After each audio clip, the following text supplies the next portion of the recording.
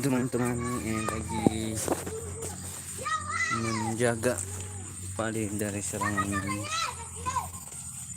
burung.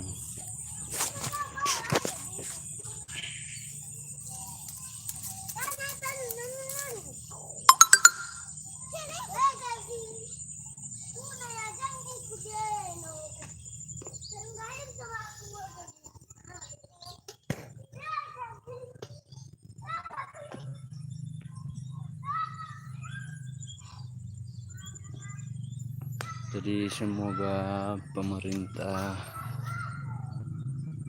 menyalurkan bantuan dari petani-petani pelosok, khususnya Nia Selatan, karena banyak sekali padi yang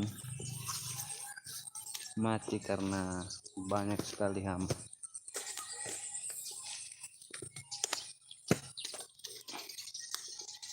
Ini dia yang diserang oleh hama.